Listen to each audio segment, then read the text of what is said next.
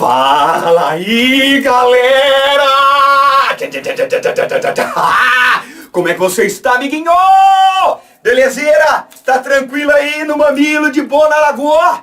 Graças a Deus estamos todos bem, amiguinho. Espero que você esteja aí no seu local de estudo, ali no seu reduto, aonde nós vamos ajudar você a construir aquele caminho rumo à universidade. Tamo junto, galera, aqui na Escola do Vestibular, belezeira? Hoje nós vamos dar continuidade no estudo da ondulatória, com uma situação muito especial, galera. Nós vamos falar de acústica. Galera, acústica é a parte da ondulatória que nós estudamos em particular a onda sonora, beleza? A onda sonora. Então, a onda sonora, nós podemos classificar ela de algumas maneiras, né? A natureza, a direção de oscilação e propagação e o número de dimensões que ela propaga. Nós já fizemos isso no começo da ondulatória, mas vamos recapitular. A onda sonora, galera, é aquela onda que precisa de um meio material para propagar. Portanto, é uma onda mecânica, muito bem. A onda sonora, ela é longitudinal. A direção de oscilação e propagação são as mesmas, por isso ela é longitudinal. E a onda sonora propaga para todas as direções, portanto ela é tridimensional. Beleza? Essas são as características da onda sonora. Agora nós podemos diferenciar um som do outro pelas suas qualidades. Tá? Não qualidade aquela lá que vai lá, ISO 9000. Não, as qualidades das ondas sonoras são três, que permitem nos diferenciar um som do outro. A primeira delas, que eu acho muito interessante, é a que a gente denomina altura da onda. Beleza? A altura da onda, pessoal, não está relacionado com aquele volume que você mexe, ou no seu celular, ou no seu tablet, quando você aumenta o volume do som. Não é isso. A altura está relacionada com a frequência. A frequência de um som pode ser baixa, grave, ou aguda, fininha. Nosso ouvido consegue perceber sons que vão de 20 Hz, a menor frequência, a mais grave, até 20.000 Hz, que é a mais aguda que consegue escutar.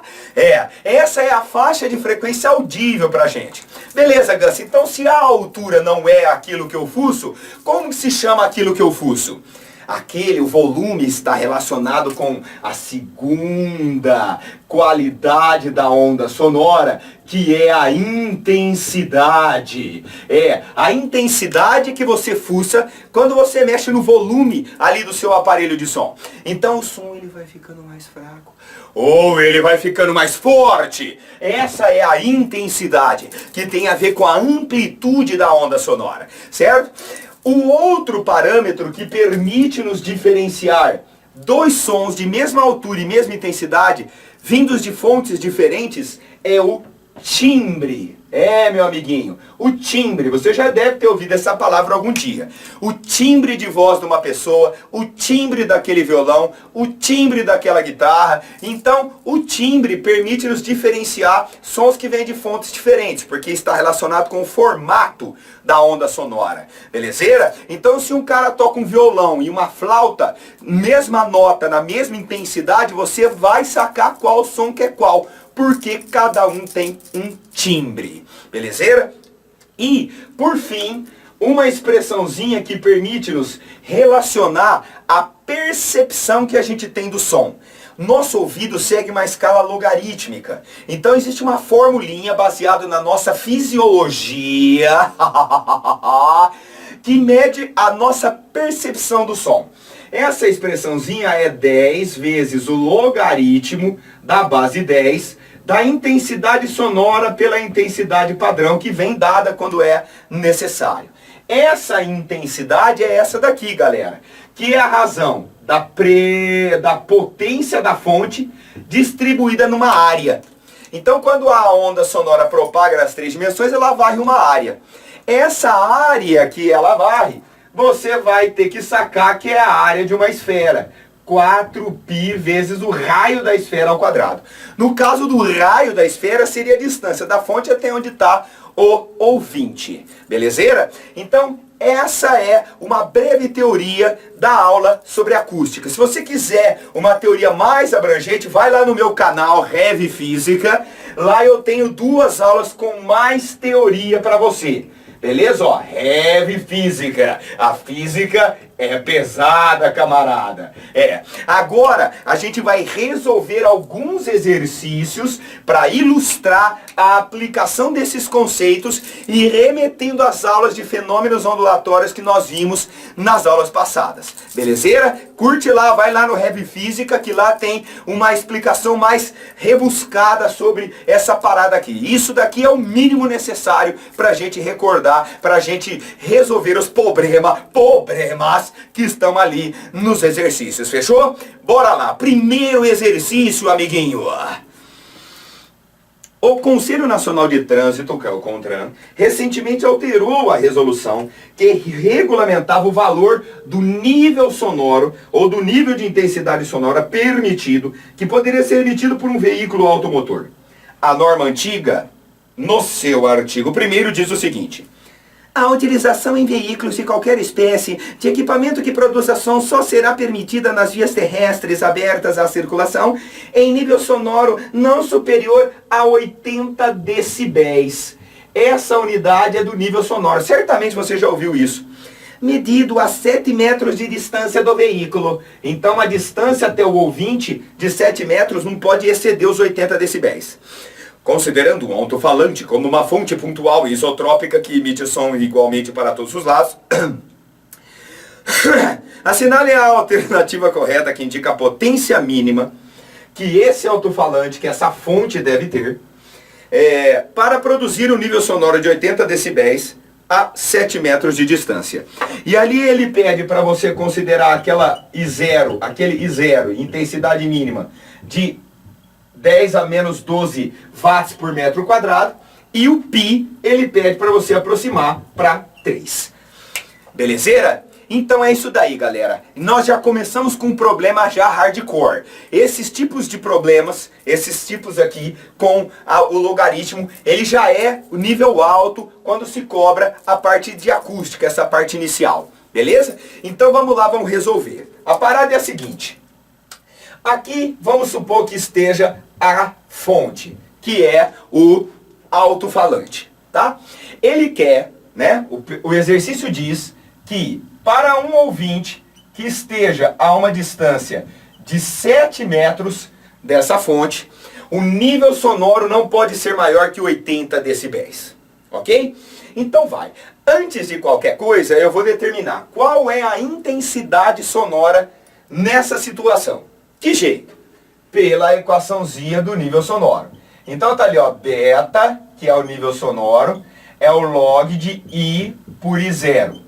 Ok? Log de I por I0.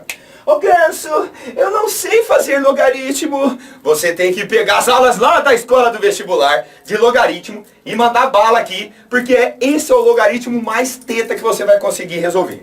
Beleza? Eu vou resolver aqui, você vai sacar, né? Senão você vai e volta e tal, mas você já deve saber o que é o logaritmo. Então vamos lá, ó. Aqui o beta é 80, então substitui aqui 80. O 10 é o 10 mesmo. Aqui é logaritmo do I por I0. Eu vou deixar o I0 por hora desse jeito aí, beleza? Olha só, galera. O 80 eu já simplifico com o 10. Então desse lado aqui fica 8. Logaritmo na base 10, né? Quando não tem nada ali, fofos, ali é a base 10, espero que você lembre. Para resolver, o que eu tenho que fazer? Eu vou pegar o 10, elevar ao número que está desse lado aqui, no caso o 8, e igualar ao que está dentro do parênteses. Beleza? É assim que resolve esse logaritmo simpleiro aqui. Então, ó, 10 elevado à oitava é igual à intensidade sonora pelo I0. O I0 tem o valor fixo aqui, ó, 10 a menos 12 watts por metro quadrado. Beleza? Então o I vai ser 10 a oitava ali e o 10 a menos 12 ali, sacou? O 10 a menos 12 eu passo multiplicando o 10 a oitava, então o Ronaldo, o resultado da intensidade sonora vai ser 10 a menos 4 watts por metro quadrado. Então naquele local a intensidade sonora vale 10 elevado a menos 4 watts por metro quadrado. Belezeira? O 10 a menos 12 eu passei multiplicando 10 a oitava, mantém a base, somos expoentes, 8 mais menos 12, menos 4. Falei rápido, qualquer coisa volta aí, o pau tora. Fechou? Muito bem, mas ele pediu a potência da fonte. A potência da fonte. Aí nós vamos para essa outra expressão aqui, tá? Já substituindo a área pela área da esfera. Porque ó, a fonte está aqui, tá, pessoal? Então quando o som é emitido, ele tem a mesma velocidade para todos os lados, então a gente deve imaginar uma esfera sonora. Por isso que a distribuição da energia está na área de uma esfera. Esse é o motivo, entendeu? Sacou?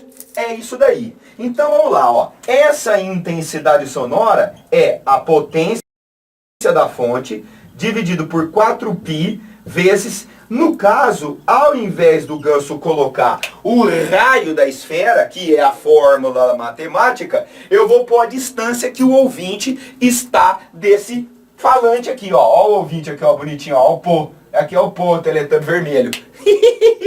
Olha lá, ó. Então, essa é a jogada. Nós temos a intensidade, nós temos o 4π, a distância, mete bala, faz a conta e vai pro abraço, certo, amiguinho?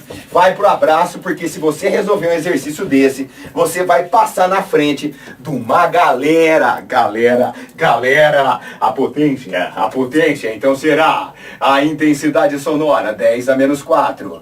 O 4π eu vou passar multiplicando, então fica vezes 4, vezes o π, vezes o 7 elevado ao quadrado. Certo? 7 é a distância que corresponde ao raio da esfera fictícia que distribui a energia sonora. Belezeira? Vamos lá. Aqui, ó, vai ficar assim, né? Ó, ele pede para você aproximar o π para 3. Então vai ficar 4 vezes 3, vezes 7 ao quadrado, que é 49.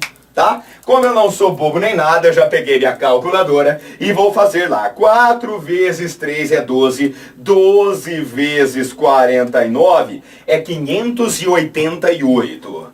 Então, ó, a potência vai ser 588 vezes 10 a menos 4 watts. Essa é a potência. Para ficar mais elegante, eu vou trazer a vírgula 2 casas para cá e tirar da potência aqui de 10, ó. Ó, então, ó, da potência de 10, acabou ficando a mesma palavra, né? A potência com potência de 10. Meu amiguinho. Então, essa deve ser a potência daquela fonte sonora que é o alto-falante. Tendo esta potência, a 7 metros dessa fonte, o nível sonoro percebido pelo ser humano normal, tem a audição normal, é de 80 decibéis. Belezeira, galera? Esse é o primeiro exercício e que já é um nível já um pouquinho mais elevado em relação aos exercícios relacionados a essa parte de acústica, essa parte inicial. Belezeira? Muito bem. Reforçando, se você quiser um pouco mais de teoria dessa parte, só teoria, porque aqui é exercício, é pau. Lá só teoria, vai no canal Heavy Física, procura lá a aula, o vídeo aula lá sobre acústica, que você vai ter ali mais esmiuçado o negócio, beleza? Você não paga mais nada por isso. Tamo junto. Exercício 2. Em relação às propriedades das ondas sonoras, assinale o que for correto. Então, esse daqui é um exercício teórico que vai nos ajudar a lembrar e relacionar os fenômenos ondulatórios que nós vimos nas aulas passadas com a parte de acústica, que é especificamente para a onda sonora. Maravilha? Então bora lá, ó. Primeira afirmativa: a frequência de uma onda sonora sofre mudança quando esta passa do ar para a água. Que fenômeno que é esse? Quando uma onda passa de um meio para outro meio de diferentes características. Lembrou qual é? Refração. Na refração, a velocidade de propagação muda, o comprimento de onda muda, mas a frequência não muda, porque a frequência depende da fonte, amiguinho. Então essa primeira já de cara, Falciane, Falciane, Falciane. Segunda afirmativa. O fenômeno do eco é O fenômeno do eco é produzido pela difração do som através de obstáculos. Galera, o som até sofre difração, que é aquele contorno dos obstáculos. Mas não é esse o fenômeno que está acontecendo quando ocorre o eco. O eco ocorre porque o som refletiu em algum obstáculo. Belezeira? Além disso, esse obstáculo tem que estar a mais de 17 metros da fonte, para dar tempo do som ir, voltar e nós percebermos a diferença entre o primeiro som, o segundo som e o terceiro som refletido. Tá bom? Então, novamente, essa afirmativa é Falciane, Falciane, Falciane. Muito louco. O som pode sofrer o efeito da difração. O som consegue contornar obstáculos, pessoal? Muito. Na outra aula eu até comentei disso. Você lá atrás do muro falando que seu colega difratou e seu colega percebeu o som. Você chegou na balada e escuta aquele som baixo. Você achou que eu estou falando errado. O baixo é grave. O som grave, ele difrata melhor. Ele passa pelos obstáculos de forma mais expressiva. Por isso que quando você chega na balada lá fora comprando ingresso, você escuta. Pode ser que você seja um desses loucos igual a mim. Eu tenho uma caixa de grave no porta-malas do meu carro. Ganso, você é um imbecil. Por que uma caixa no porta-malas? Lá é o grave, subgrave, grave que contorna o obstáculo. Ela pode estar lá no porta-mala e dá a sensação daquele peso no som. Metal. Beleza? Então, essa afirmativa, fofinhos. Verdadeiro, verdadeiro, verdadeiro.